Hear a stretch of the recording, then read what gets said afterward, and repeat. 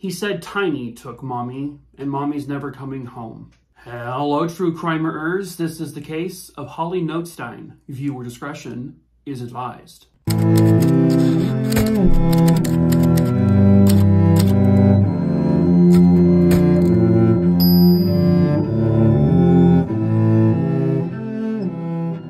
Holly Christine Notestine was born on April 22nd, 1975, and she was born in Roaring Spring, Pennsylvania. And Pennsylvania is basically where she lived her entire life. By the time this case occurs, Holly and her fiance, Ronald Grubb, are living in Clearville, Pennsylvania. They had been dating for like 7-8 years or so. They actually had 2 children together. Their 2 children's names were Chastity and Logan.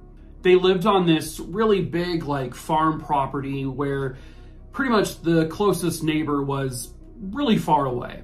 Holly was someone who absolutely loved spending time with her children, but she also enjoyed working on the farm. She loved working with farm animals. She loved going out and fishing with the family. She loved to go dirt track racing. She was a very kind and loving individual. But on April 30th, 2000, someone would take all of that away from the world.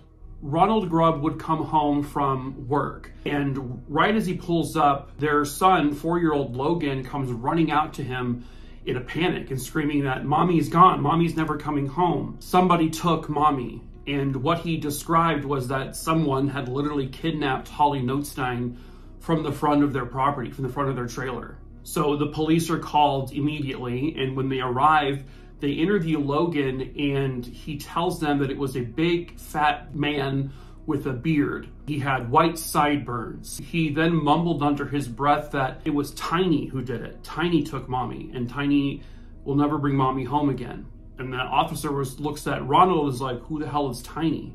Well, it was a friend of theirs, a man named Joe Clark.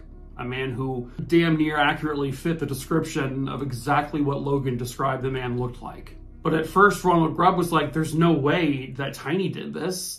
Joe didn't do this. He's been a family friend of ours forever. And he was always good with the kids. He was always good around Holly. He was a seemingly nice, caring, gentle giant type person. There's no way he did it. A few hours after this is now 6 hours or so after Holly had been taken, apparently, the police go to Joseph Clark's property. And when they get there, they notice a huge fire. And that's because Joe Clark's vehicle is completely engulfed in flames. It's gone. It's completely destroyed. He doesn't know how the fire started, but eventually police would learn through an investigation that this car was deliberately set on fire from within the car itself. There really wasn't much evidence found remaining. They did, however, recover a small knife. The knife was sort of it looked like it had been just tossed into the car. And so they collected the knife. However, when this all occurred, they didn't have any physical evidence that said that he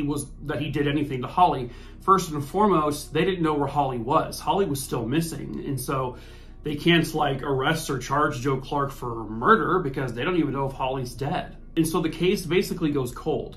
There was a point where they were looking at Ronald, they heard that there was some financial issues going on in the household, and some witnesses said that Ronald and Holly were not getting along during this time. And so police were like, maybe he did it. But Logan, and these, kids don't tend to lie about these things. They're usually pretty truthful about what they see because they don't really know any better. He was like, it wasn't Daddy who did this. It was Tiny. I saw Tiny do it. And he knew Joe Clark. The kids knew him. They knew exactly what he looked like. But they never found any evidence that like Ronald was involved or that maybe he hired someone to do this. And eventually he was cleared as a suspect.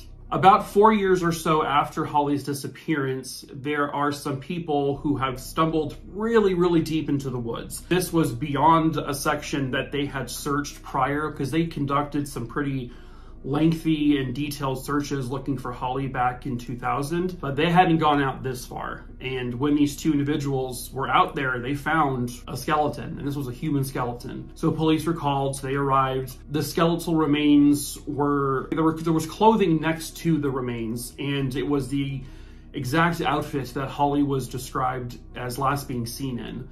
And it was like this sweatshirt, and I think they found her pants, and then most importantly, they found her engagement ring kind of just sort of half buried in the dirt.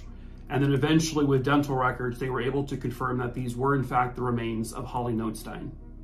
Holly had some severe blunt force trauma to her skull, and there were indications from her bones that she had also been stabbed. So police are now circling back to Joe Clark, aka Tiny. They take the knife that they found in Joe Clark's then burning car, and they're able to determine that the knife it matched the cuts they found on Holly's bones. Doesn't mean that this was the exact knife, it just means a knife similar to this was used. But then they realized they missed a really crucial piece of evidence. Outside of the house where Holly was taken, not only was there a pool of blood, next to that pool of blood were tire impressions. They weren't like the most detailed and clearest tire impressions, but at the same time, they were incredibly unique looking. When they're looking at the crime scene photos of Joe Clark's burned out vehicle, they see the tires on his car. They're then able to, and these are extremely rare tires, they had to go very far away just to find similar tires. When they finally found them, they realized that those tire impressions were the exact impressions left at the crime scene. That pool of blood was Holly's blood.